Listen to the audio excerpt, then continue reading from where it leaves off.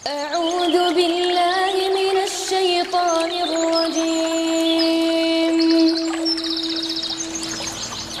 وقال الذين لا يرجون لقاءنا لولا أنزل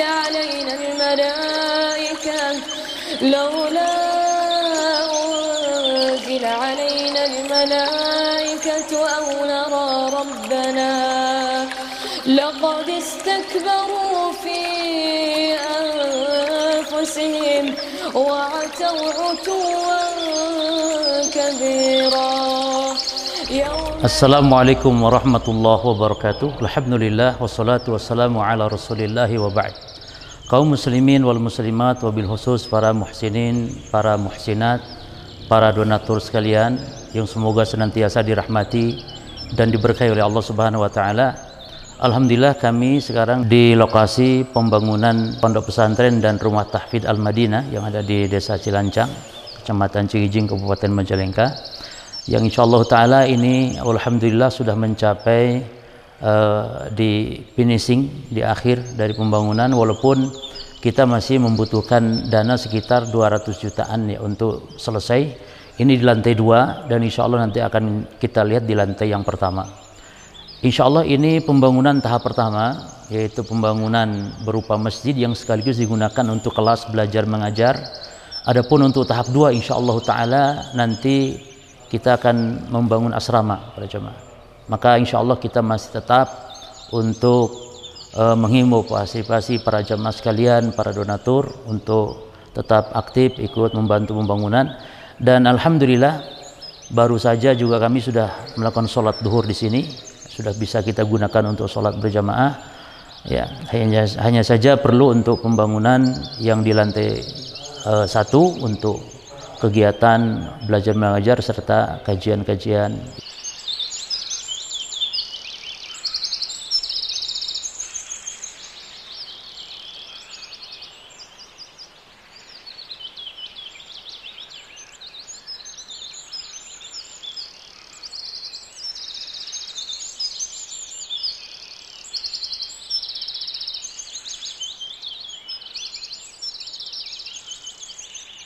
Bismillah.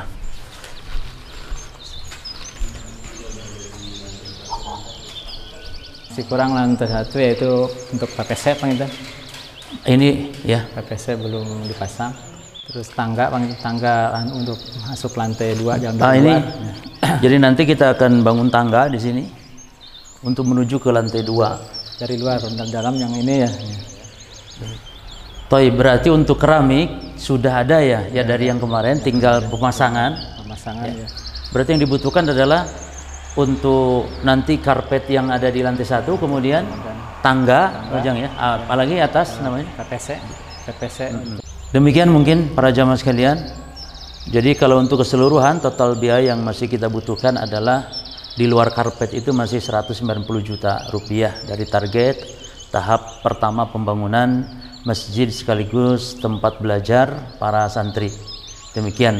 Adapun untuk tahap 2 nanti insya Allah kita akan bangun di sebelah sini, yaitu asrama bagi para santri, kemudian juga untuk rumah para asatidah di sini insya Allah. Ini untuk tahap 2-nya.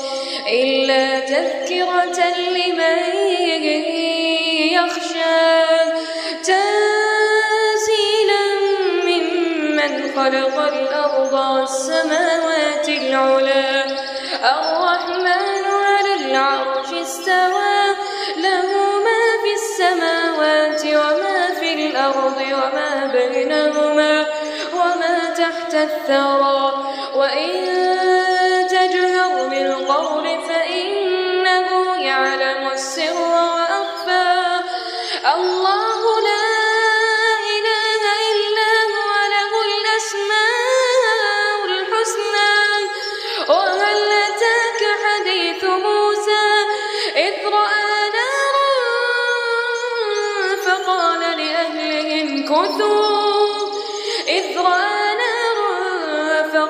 لأهلهم كثوا إني آنست نارا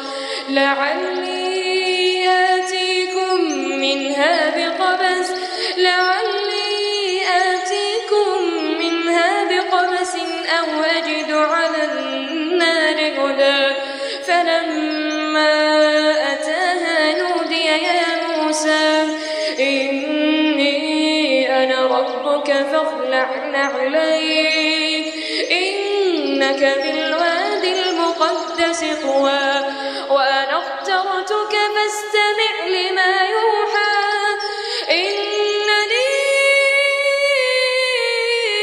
أنا الله لا إله إلا أنا